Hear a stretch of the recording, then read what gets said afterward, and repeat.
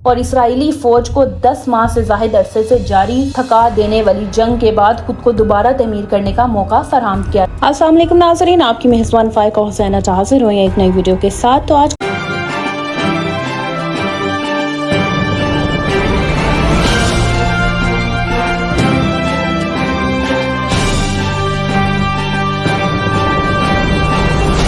جو ہمارا ٹاپک ہے وہ ہے اسرائیلی وفد کا دوحہ میں رات طیارے میں گزارنے کا خیال اور وہ فون کال جس نے ایران کا متوقع حملہ رکوا دیا۔ اسرائیل اور حماس کے درمیان معاہدے تک پہنچنے کے لیے دوحہ کی میزبانی میں ہونے والے مذاکرات کے دوران گزشتہ 48 گھنٹے ڈرمائی رہے۔ قطر، مصر اور امریکہ کی جانب سے ایک مشترکہ بیان میں تینوں فریقوں نے کہا کہ دوحہ میں گزشتہ 2 دنوں کے دوران ان کی حکومتوں کے اعلیٰ عہدیداروں نے جنگ کو ختم کرنے کے مقصد سے کے طور پر بات چیت میں حصہ لیا ہے۔ اس بات چیت کا مقصد غزہ میں جنگ بندی معاہدہ، یرغمالیوں اور قیدیوں کی رہائی ہے۔ مشترکہ بیان کے مطابق یہ مذاکرات سنجیدہ اور تحمیری رائے ہیں اور مثبت ماحول میں ہوئے۔ بیان میں مزید کہا گیا کہ دوحہ امریکہ، قطر اور مصر کی حمایت سے فریقین کے بیچ دشمنی کو کم کرنے کے لیے ایک تجویز پیش کی گئی۔ یہ تجویز پچھلے ہفتے کے دوران ہونے والے معاہدے کے نکات پر مشتمل ہے۔ فریقین کے بیچ خلا کو ایسے پر کرتی ہے جسے معاہدے پر تیزی سے عمل درآمد ممکن ہو سکے۔ تہران میں حماس کے سیاسی بیورو کے سربراہ اسماعیل ہنیہ کے قتل کے بعد منعقدہ ہونے والے ان مذاکرات میں خاص بات وہ چند منٹ ہے جس دوران اسرائیلی وفد کو دوحہ کے ہوٹل میں مزید ایک رات قیام کرنے پر راضی کیا گیا تھا تاکہ اگلے دن مذاکرات مکمل کیے جا سکیں۔ اسرائیلی وفد جانتا ہے کہ حزب اللہ کے سینئر کمانڈر فواد شکر اور تہران میں حماس کے اہم رہنما اسماعیل ہنیہ کے قتل کے بعد اس خطے میں اسرائیل سے باہر کہیں بھی رہنا اور ان کے لیے خطرہ ہو سکتا ہے۔ یاد رہے کہ گزشتہ ماہ حماس کے سیاسی ونگ کے سربراہ اسماعیل ہنیہ ایران کے دارالحکومت تہران میں ایک فضائی حملے میں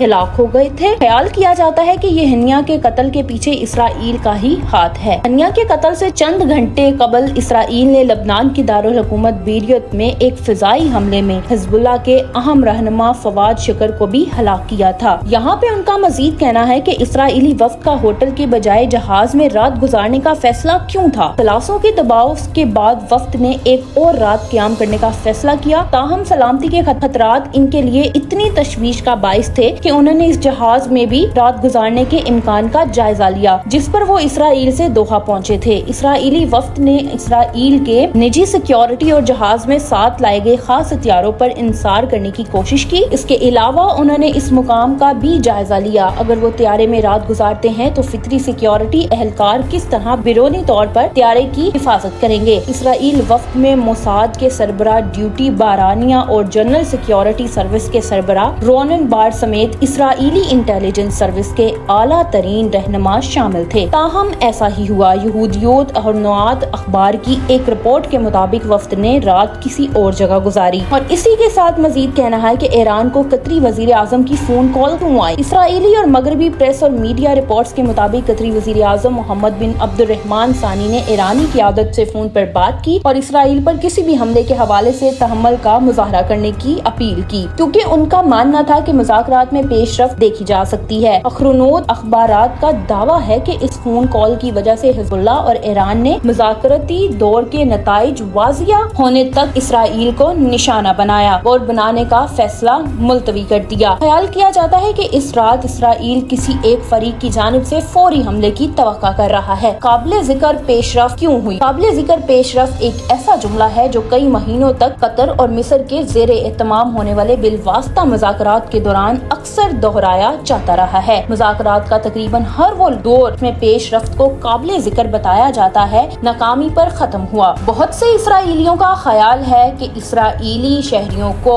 ان مذاکرات سے زیادہ امیدیں نہیں وابستہ کرنی چاہیے کیونکہ مبصرین کے مطابق حماس اور اسرائیل کے درمیان بنیادی اختلافات اب بھی بہت بڑے ہیں اور حل نہیں کیے جا سکتے۔ اسرائیلی سیکیورٹی اسٹیبلشمنٹ کا اندازہ ہے کہ اس موقع پر فائدہ نہ اٹھانے کی قیمت غزہ کی پٹی میں باقی یرغمالیوں کی جانب جانوں کی قیمت ہو سکتی ہے۔ اسرائیل میں یرغمالیوں کے رشتہ داروں اور لواحقین کا خیال ہے کہ ان میں سے کچھ کو زندہ نکالنے کا آخری موقع ہے۔ اسی کے ساتھ اسرائیلی فوج نے حال ہی میں حماس کی 75% عسکری صلاحیتوں کو ختم کرنے کا اعلان کیا اور بی بی سی سے بات کرتے ہوئے اس بات کو واضح کیا کہ ذرائع کے مطابق اسرائیل इसराइल जल्द ही गजा की पट्टी में जारी फौज ऑपरेशन के खात्मे का ऐलान कर सकता है, जिसमें सियासी सतह पर दबाव बढ़ने का खदशा है। हमास अमरीकी सदर जो बाइडेन की जानिब से गजा जंग के खात्मे के लिए तजवीज करदा मंसूबे पर कायम है। इसराइल ने भी उस पर रजामंदी जाहिर की थी, ताहम वो गैर मुआयना मुद्दत के लिए मुज़ाकरात करने के बजाय मंसूबे पर अमल दरामद का मुतालबा करता आ रहा है और नेतन्याहू ने इसमें दीगर शराइत भी शामिल कर दी जो हमास को काबिल कबूल नहीं है। बाकी अगर देखा जाए तो मुज़ाकराती टीमों को कई चैलेंजेस का सामना है, जिसमें दूसरे मरहले में कैदियों और यरगमालियों का तबादला, मुज़ाकरात और हतमी जंग बंदी के लिए शराइत शामिल है। इसके अलावा नेतन्याहू ने इसराइल को 27 मई को तजवीज़ करदा मुआहदे में नई रुकावटें और शराइत भी शामिल कर दी हैं। इसमें इसराइल का फ्लाइडीन राहडीर की दस्तबरदारी से इनकार शामिल है, जिसकी मिस्र और हमास की तरफ से सख्त मुखालफत की गई है। ये मिस्र के साथ गजा की जनूबी सरहद के साथ साथ जमीन की एक तंग पट्टी है। इसके अलावा इसराइल चाहता है कि गजा में बेघर हुए अफराद को शुमाली इलाकों में वापस जाने की इजाजत देने से कबल इसराइल के ज़ेरे कंट्रोल की स्क्रीनिंग की जाए। ये नेटवर्क क्वार्टर गजा के इलाके को 2 हिस्सों में तकसीम करता है। इसराइल की जानिब से जिंदा यरगमालियों की फहरिस्त मुतालबा भी किया गया है। पहले दिन का खुलासा करते हुए सलासी करने वाले ममालिक में से एक के सीनियर एहलकार ने कहा कि ऐसा लगता है कि एक अहम फैसले पर पेशरफ्त हुई है, वो भी हल नहीं हो सकता। इस पेशरफ्त की तफसीलात अभी तक मालूम नहीं है। यूदोत अखरूनत अखबार के मुताबिक इस मुआहदे को लेकर नेतन्याहू को जिस चीज की फिक्र है वो ये है कि ये गजा में जंग के खात्मे का बाइस बनेगा। बहुत से मीडिया रिपोर्ट्स के मुताबिक गजा में जंग बंदी का मुआहदा लबनान और अमन और ईरान में इस्तेकाम का बाइस बनेगा और इसराइली फौज को 10 माह से ज़ायद अरसे से जारी थका देने वाली जंग के बाद खुद को दोबारा तमीर करने का मौका फराहम किया जाएगा। नेतन्याहू इसराइली अफवाज को गजा में भी रखना चाहते हैं ताकि जंग जारी रहे। हीरोइज यूनिवर्सिटी के टर्मोन इंस्टीट्यूट के मुहक्किक रूहानी फिकेडेड ने BBC को बताया कि दोहा मुज़ाकरात में कोई पेशरफ्त नहीं हुई। इनका ख्याल है कि अहम मसला ये है कि हमास जंगबंदी की गजा की पट्टी से इसराइली अफवाज का इंखला चाहता है, जबकि दूसरी तरफ नेतन्याहू इसराइली अफवाज को गजा में भी रखना चाहता है ताकि जंग जारी रहे। शिकर्ड ने BBC से को ये भी बताया कि इस हवाले से बड़े खला हैं और अगर इन्हें हल कर लिया जाता है तो हम कह सकते हैं कि बातचीत